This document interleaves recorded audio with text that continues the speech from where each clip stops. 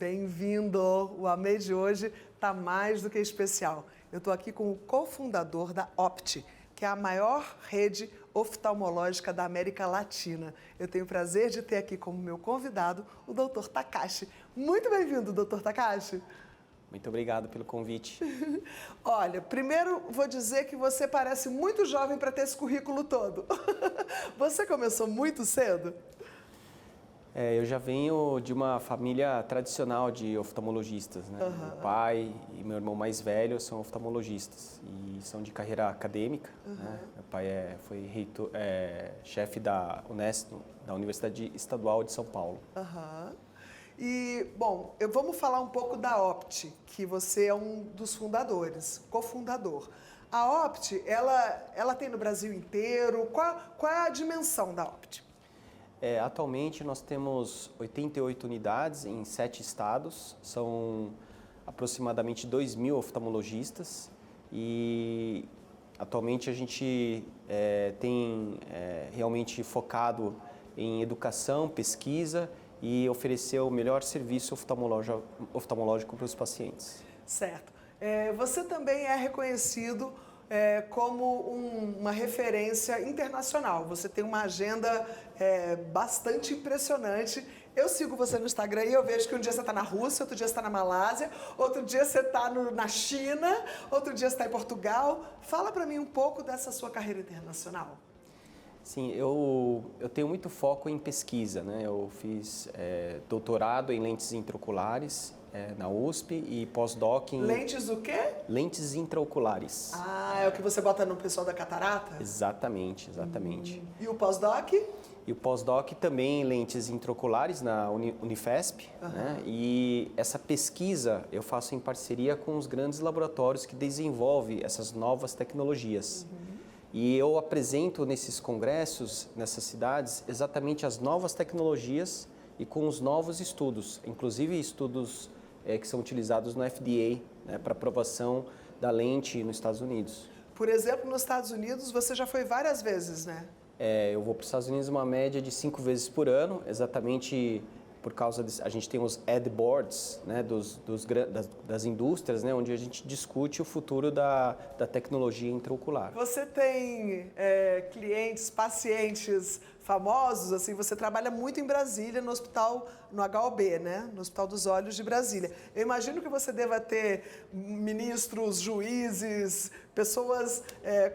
como que é a responsabilidade de você ter nas mãos os olhos dos mais poderosos do Brasil? Eu acho que isso veio naturalmente, né? Muitos políticos, né? Senadores, deputados, ministros, eles acabam realmente indicando não só eles, mas as esposas, os familiares, né? Como que é? As pessoas chegam com medo? Porque, gente, fazer uma operação nos olhos, a pessoa deve ficar pirando, de não, vou ficar cego, não quero fazer. Como que é isso? Você convence rapidamente, geralmente, os seus pacientes ou tem que ter um trabalho ali de conversar, deixar a pessoa mais segura? Hoje eu vou dizer que assim, eu sinto bem confortável em dizer e passar para o paciente a necessidade dele operar, porque 14 milhões de pessoas hoje necessitam de cirurgia de catarata acima dos 50 anos. Né? Então, o Brasil é até um pouco conservador, né, na indicação da cirurgia de catarata, porque há pouco tempo foi aprovado a cirurgia facorrefrativa, né, que é a cirurgia apenas para presbiopia. Então isso... Peraí, há pouco tempo? Quanto tempo? Eu já ia chegar lá nas novidades, eu ia falar, me conta qual é a maior novidade do momento nesse mercado. Parece que é essa, cirurgia de presbiopia. O CFM, ele aprovou, né, a facorrefrativa, que é o cristalino sem catarata, em fevereiro do ano passado. Então, nossa, muito recente. Muito recente. E quantas você já fez de lá pra cá? Ah, não, já fiz muitas, até... É difícil até falar... Muitas o quê? Dezenas? Centenas? Milhares? Não, centenas, né? Centenas? Provavelmente... mais de 20 mil cirurgias, Uau! provavelmente. Centenas não, mais de 20 mil é muita, bota centena nisso. Bota centenas, 20 mil, provavelmente. Como que é uma cirurgia rápida? Como é que você faz? Como é que você tem tempo para rodar o mundo, ter essas, sei lá, 90 clínicas no Brasil inteiro e ainda fazer esse tanto de cirurgia? Eu digo que é uma coisa que, naturalmente, é uma coisa que você gosta de fazer, né? Eu faço quase 500 cirurgias por mês, né? Então, acaba que eu consigo levar bem essa rotina porque é muito prazerosa, né? Muitos congressos até realizam cirurgia ao vivo, né? Para oftalmologistas que estão interessados em aprender a minha técnica, né? A minha técnica é uma técnica japonesa, que é a técnica de Akahoshi. Então, muitos oftalmologistas brasileiros querem aprender essa técnica e eu acabo difundindo também a técnica em vários cursos específicos de técnica de cirurgia de catarata. E cirurgia laser, né? A cirurgia de catarata laser é uma técnica que eu domino bem e também dou aula sobre isso. Você foi até o Japão para aprender essa técnica Akahoshi? Isso Você foi procurar os seus ascendentes? Sua família é japonesa? Minha família é Conta japonesa. um pouquinho das suas origens, de como chegou a família Takashi no Brasil. Meu pai é oftalmologista, né? Ele foi especializar em oftalmologia no Japão. Mas ele já nasceu no Brasil ou ele veio do Japão? Meu pai é filho de japonês, nasceu no Brasil, fez medicina no Brasil, PUC Sorocaba, e foi uma das, acho que nona turma de Sorocaba, então foi há muito tempo atrás. Meu pai, ele fez a residência no Japão porque tinha poucas residências no Brasil em oftalmologia. E ele ficou 13 anos lá, porque ele fez mestrado, doutorado, ele fez a carreira acadêmica no Japão. Então você nasceu no Japão? Exatamente. Você é japonês! O meu marido é o contrário, todo mundo acha que ele é japonês, mas ele nasceu no Brasil. E eu achava que era brasileiro e nasceu no Japão. Nasceu onde? Eu nasci em Tóquio. Meu pai, na época, ele estava trabalhando na Embaixada Brasileira também. E minha mãe, família tradicional japonesa, né? Ela conheceu meu pai nessa época no Japão, quando ele estava na Embaixada. E aí eu nasci logo em Tóquio, do lado da Embaixada. Né? Um hospital tradicional, onde até o próprio príncipe, o imperador, nasceu lá nesse hospital. Né? Então é um hospital muito próximo do Palácio Imperial do Japão. Então você fala japonês fluente? Falo com a minha mãe, né, em japonês, né? Então tem essa necessidade de manter a cultura, né? A gente fala um pouco com os filhos, né? Mas os filhos, você tem quantos filhos? Eu tenho 2 filhos. Um casal? Um casal, uma de 5 e um de 9. E eles falam japonês? Ainda. Você está tentando, né? Eles fazem aula. Sua esposa também fala japonês? Minha esposa é terceira geração, ela estudou em Hokkaido, fez mestrado lá, é biomédica. E ela escreve e fala médio, né? Mas ela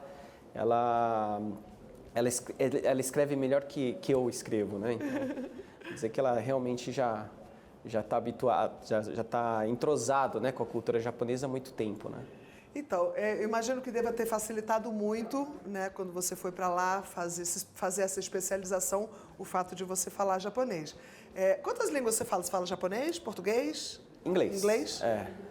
A língua que você deve falar nesses congressos todos deve ser o inglês, né? Eu dou aula muito aqui na América Latina também, né? Aí a gente, Argentina, eu vou agora para a Colômbia, eu fui convidado para dar uma aula em Colômbia. E geralmente a gente tenta adequar, né? Falar o espanhol, né? Então eu sempre, todas as aulas, geralmente eu treino, né? Então eu tento treinar em espanhol, né? Mesmo, né, para que seja mais agradável para os oftalmologistas locais, né, entenderem melhor a aula, né? Eu imagino que a sua trajetória deva ter sido muito frenética, porque, sem brincadeira, um cara ainda não chegou nem aos 50 anos e já tem essa amplitude, né, de carreira, não só acadêmica, como também empresarial, que é o que eu queria entrar agora um pouquinho. Porque imagino que deva ter muita gente em casa olhando e pensando, nossa, que incrível, porque às vezes a gente acha que a medicina tem uma coisa, né, de quase um sacerdócio, né, uma coisa de você se dedicar a uma missão, mas pode ser também um grande negócio, mas a pessoa tem que ter também essa chave do empreendedor, tem que ter sido picado pelo bichinho do empreendedor, e me parece que você tem isso também. Então eu queria que você falasse um pouco disso, de onde vem essa sua habilidade para fazer entrar em tantos nichos diferentes e ter tanto sucesso em todos eles. Eu acabei fazendo um curso de leadership, surgical leadership, né, de Harvard, ligado à Harvard Business School. Gente, eu tô falando, cara, você humilha. O cara vai no mundo inteiro.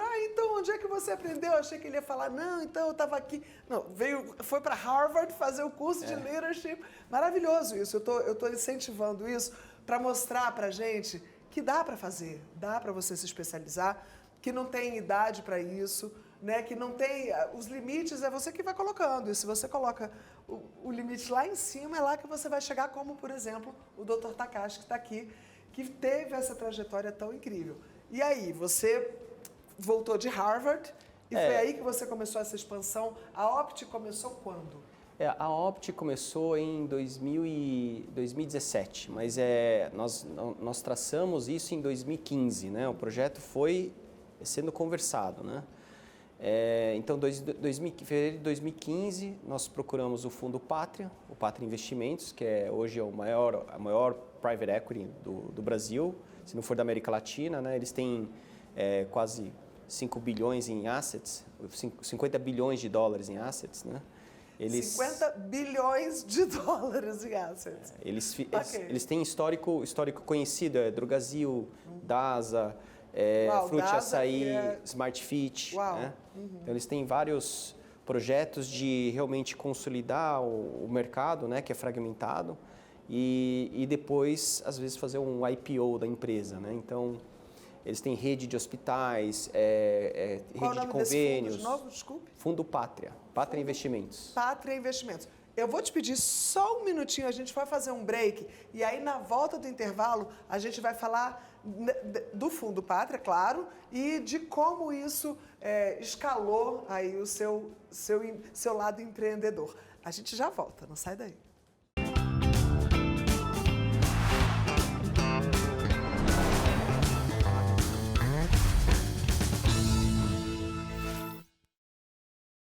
Meu convidado de hoje, nesse programa especial de fim de ano, é o Dr. Takashi Hida, e ele está aqui falando de coisas incríveis. Já falou da trajetória dele, de ter nascido no Japão, depois ter vindo para o Brasil, se especializado, voltou para o Japão para se especializar, conquistou o mundo todo, fez curso em Harvard de Leadership, e agora ele está falando dessa virada da medicina para o empreendedorismo, quando chegou, então, o Fundo Pátria.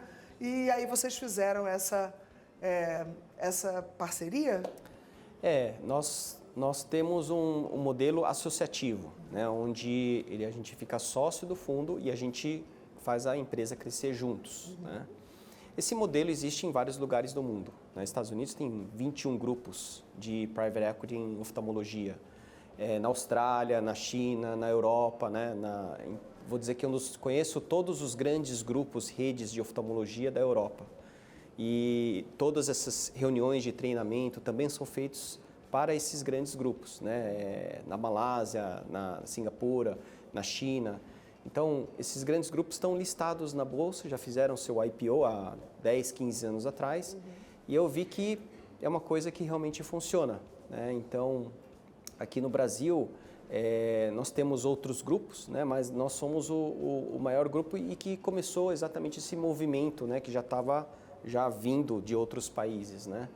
Então, a consolidação vem também com a ideia de a gente ter acesso às melhores tecnologias em locais que nunca teve.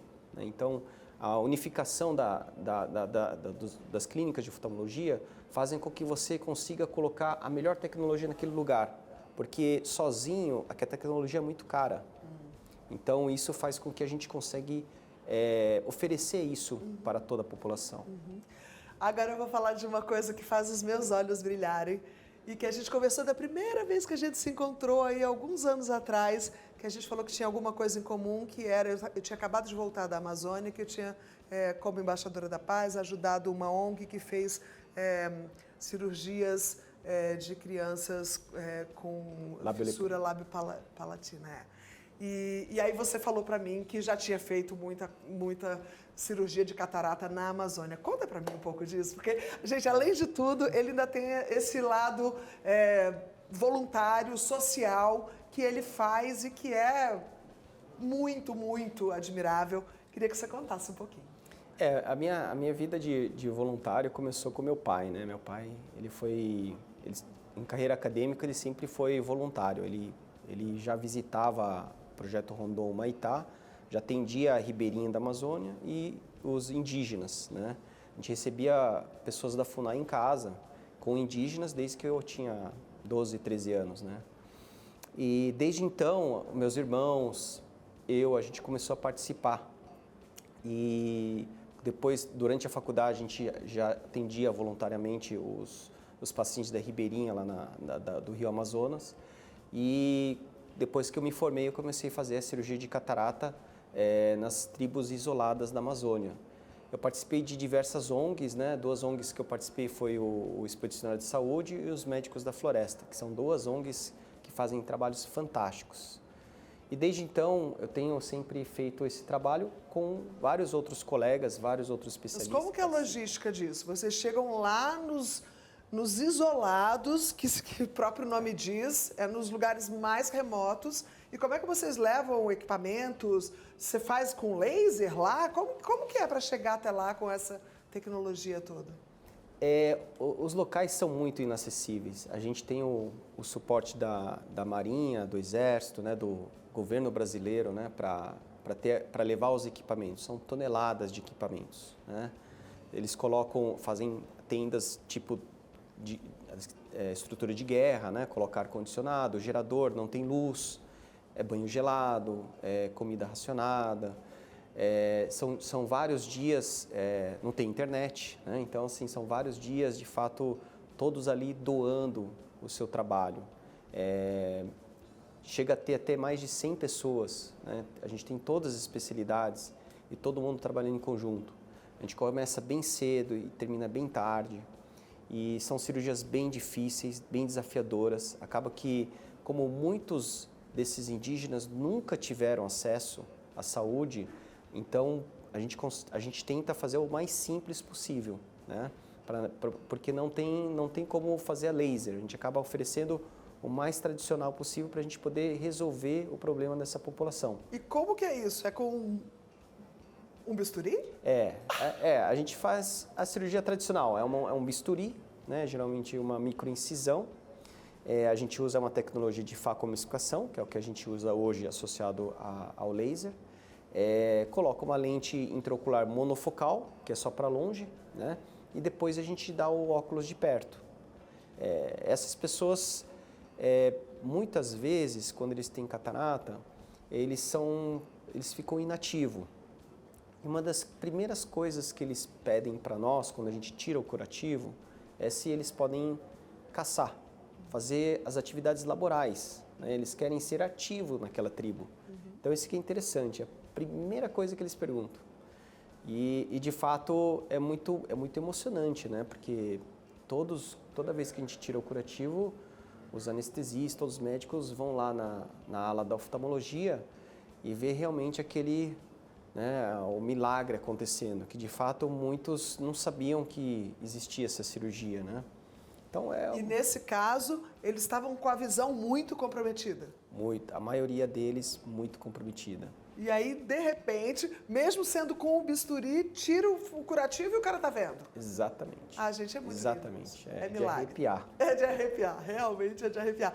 Uma coisa que eu fico pensando, não sei se você assistiu aquele filme, O Físico, tem o livro e tem o filme, que é um cara na Idade Média, assim, e aí naquela época na Europa, onde os médicos eram barbeiros, né, eles iam ali meio nos lugares, e aí uma coisa que tinha era catarata, que o cara vinha com uma faca e passava a faca no olho do cara e parecia um milagre, realmente, imagina. Se hoje parece milagre, imagina naquela época. Então, a pergunta que eu tenho para te fazer é, como que você acha que essa transformação de tecnologia tão incrível que a gente tem aconteceu? Se você acha que... Você já deu um exemplo aqui, né? Se você tiver a tecnologia, maravilhoso, você faz com laser. Se você não tiver, você faz do mesmo jeito. Né? Dá para fazer do mesmo jeito. Mas existem, é claro, grandes novidades. Então, você falou brevemente no começo da cirurgia de presbiopia. Me fala um pouco disso e me fala do que isso representa de inovação no mercado brasileiro. Isso, bom, existe o conceito que a gente chama de PRELEX, que é o Presbyopia Lens Exchange, né? E tem o Clear Lens Exchange, que é a cirurgia do cristalino disfuncional. Hoje no Brasil, como foi, vamos dizer, liberado, né, a cirurgia facorrefrativa... Liberado o quê? Pela Anvisa? Pelo CFM. Pelo CFM, o CFM, Conselho Federal de Medicina. Isso. E é um procedimento que se faz há muito tempo, mais de 20 anos em outros países. E né? a lente foi liberada pela Anvisa? Isso. Não, o procedimento foi liberado pelo Conselho Federal. Pelo Conselho, mas estou falando da lente, porque essa lente também é uma novidade. A lente foi liberada pela Anvisa. Vamos dizer que assim, o Brasil é um dos países que a tecnologia intraocular chega primeiro. Tá? Ele chega antes que nos Estados Unidos. Jura? Uau! Por quê? Então, porque a nossa Anvisa é muito eficiente. Então, todo mundo fala isso, o quanto a Anvisa é eficiente. Que coisa boa. É eficiente na nossa área, né? A gente até elogia muito, porque antes era Europa, Brasil, depois Canadá, depois 2 anos depois que era liberado aqui, começava a se usar nos Estados Unidos. Então, a gente acaba usando até a tecnologia fabricada nos Estados Unidos, a gente consegue usar antes deles. Isso tem um lado bom de agilidade, mas também deve ter um lado um pouco perigoso, talvez, de pessoas usando coisas antes da hora, não? Não, porque lança primeiro na Europa, né? Entendi. A gente pega depois da Europa. Entendi. Já tem um uso aí garantido de que vai dar certo? Geralmente já tem o CE Mark, né? Então geralmente já tem estudo clínico na Europa, só que nas Américas o Brasil é o primeiro país que começa a fazer pesquisa clínica dessas novas tecnologias. Deixa eu traduzir isso, porque você falou um monte de palavra difícil de entender. Gente, ele está falando o seguinte, a pessoa, depois de uma certa idade, não consegue, vai no restaurante e fica aquela coisa. Não consegue ler o menu, e aí fica tudo, não consegue, perde os óculos, não consegue fazer nada. Ou seja, o que você está falando é que uma pessoa, por exemplo, que tem miopia e também já tem 60, 70 anos, ela pode fazer uma cirurgia de catarata e ela não vai mais precisar de óculos nem para perto nem para longe, é isso? Exatamente. Traduzir. Exatamente. Perfeito. Agora eu queria mudar um pouquinho de assunto para saber dos mitos. Por exemplo, essa coisa de que você precisa de muita luz para ler. É assim mesmo? Ou quais os mitos que a gente pode fazer cair por terra aqui nessa entrevista? Eu acho que esse é um dos mais famosos, né? Aquela história que a vovó fala pro netinho, ler no escuro faz mal. Na realidade não faz mal, é porque a vovó não lê no escuro. Não faz mal pro netinho? Não faz, o netinho quando você é jovem, tudo bem, é isso? Tudo bem. O netinho, ele vê, a retina dele é muito jovem, então ele consegue ver no escuro. É tão jovem que ele tem essa habilidade. E a vovó tá com a retina já, o olho mais vamos dizer... cansado. Mas a gente fala degenerado, né? Que degenera, né, a retina. Então ela perde essa capacidade. Todos nós acabam perdendo realmente, a retina fica degenerada e a gente vai necessitando cada vez de mais luz. Fala para mim de algumas dicas para que a pessoa tenha uma saúde ocular oftalmológica. Pequenas coisas que a gente possa fazer para se cuidar. Hoje em dia, né? Como a gente estava falando, a presbiopia talvez seja o início da catarata. E hoje a nossa tecnologia é melhor que o olho humano natural. Então, a gente procurando oftalmologista, ele vai propor vários tratamentos que às vezes é só tratamento de colírio, mas esses colírios, eles substituem a lágrima natural que já está envelhecida. A lente intraocular, a gente substitui o cristalino, mesmo sem catarata, ele dependendo da idade e a presbiopia, ele é melhor que o olho humano natural. Então, a medicina... Então tem uma coisa, eu lembro do Homem de 6 milhões de dólares, você lembra disso? O cara botava uma lente e ele via mais. Então estamos chegando nesse ponto histórico? Pois é, a oftalmologia, ela avançou demais, é impressionante, ela avançou muito mais que as outras especialidades. Então, difícil a gente falar isso, né? Pegar um paciente normal, apenas com presbiopia, e a gente oferece a melhor tecnologia para ele, né? Eu vou ter que fazer a confissão. Gente, nosso tempo já está acabando. Você vai ter que voltar aqui, porque eu ainda tenho muitas perguntas para te fazer, mas a gente já está um tempão conversando, mas eu vou contar. Gente, eu fiz a cirurgia com ele, eu usei óculos a vida toda. Sempre usei óculos, perdia os óculos, era aquela confusão. E agora já passei dos 50, já estava precisando não só para miopia, como para perto também, como é que é? Presbiopia. Para presbiopia também. E aí eu ia... um pouco antes de estrear este programa no Amei, eu procurei o Dr. Takashi e falei, eu vou fazer um programa diário, vou ter que ficar lendo TP, e eu não quero ler de óculos. E ele falou, imagina, Maria Paula, vamos aqui. E eu fiquei toda, ai meu Deus, eu vou ficar cega. E ele riu de mim, ele falou, não, hoje eu já fiz 3, sei lá quantas cirurgias. Eu pensei, gente, não é possível.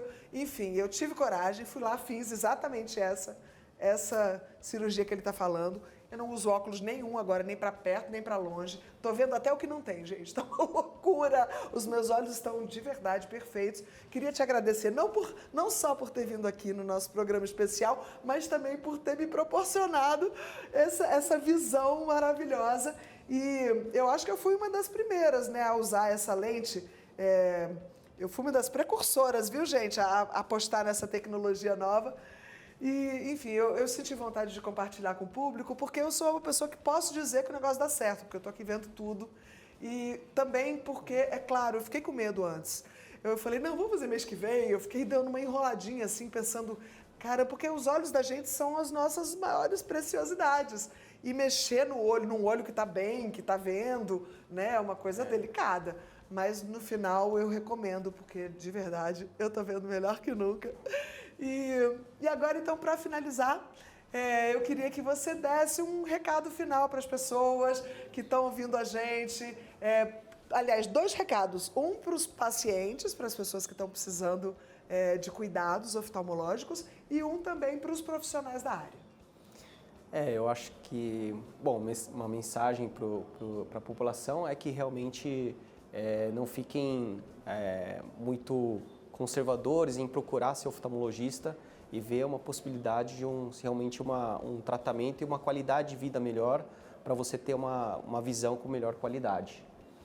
E para os oftalmologistas, eu acho que a gente tem que estar sempre atento, né? A gente utilizar as melhores tecnologias e oferecer para os nossos pacientes para que eles realmente tenham acesso à melhor tecnologia e também ao melhor profissional, né? Que a gente fala em termos de cirurgia intraocular, né? E agora, para finalizar, dando um nó na cabeça do público que está vendo, tudo isso que a gente falou, a gente está falando do olho, da retina, mas a gente sabe que a gente vê no cérebro. Você acha que daqui a algum tempo, a nossa próxima fronteira vão ser os implantes cerebrais? Você acha que a gente vai chegar lá e que daqui a pouco vão falar, ai gente, coitada, a Maria Paula colocou uma lente que ela achava que era super moderna, mas agora o povo dá um piquezinho ali no cérebro, e aí você acha que essa velocidade da transformação tecnológica vai fazer com que a gente veja esse tipo de... Hoje já se tem vários anos, né, sobre estudos de chip, né, mas ele é mais na retina, não no cristalino, ele é mais na área da retina. Uhum. Mas ainda tem muito que caminhar. Tem muito que caminhar, né? Eu acho que a maior tecnologia de fato hoje é a lente intraocular. Uhum. A lente intraocular e a cirurgia refrativa são 2 tecnologias que de fato estão despontando em termos de visão. Que já é o futuro hoje, né? É o futuro hoje, sem dúvida. Muito obrigada, Dr. Takashi. Olha, é um prazer ter você aqui. Eu sei que a sua agenda é uma loucura, que cada hora você está... Eu queria que você toda hora eu falo para finalizar, mas aí vem mais uma pergunta, eu falo, não, eu não posso deixar de fazer essa pergunta, não posso deixar de fazer essa pergunta, que é para os seus filhos, assim, você acha, seus filhos são pequenos ainda, né? Mas você seguiu os caminhos do seu pai, você acha que seus filhos também vão seguir? Ah, com certeza. Com certeza. Você quer, né? Dizem que a oftalmologia é a especialidade que mais tem pai e filhos dentro da medicina, né? Então, é a especialidade que mais acaba o pai vendo o filho admirando o pai e acaba fazendo, né? Eu admiro o meu pai e foi por isso que eu acabei seguindo essa carreira. E você acha que seu filho vai também? Espero, muito. Eu não sei, acho que ele vai ser corredor de Fórmula 1, sei lá, coisas aí que a gente nem imagina. Muito obrigada, querido. Foi um prazer ter você aqui. Eu literalmente amei a sua presença. Obrigado. E para você que está em casa, uma boa noite. Espero que suas festas de fim de ano sejam incríveis. E eu estou com muita alegria em poder ter oferecido esse programa tão alto nível nessa semana que é tão especial para todo mundo. Família reunida em casa e a gente aqui dando o que a gente tem de melhor para você. Amei!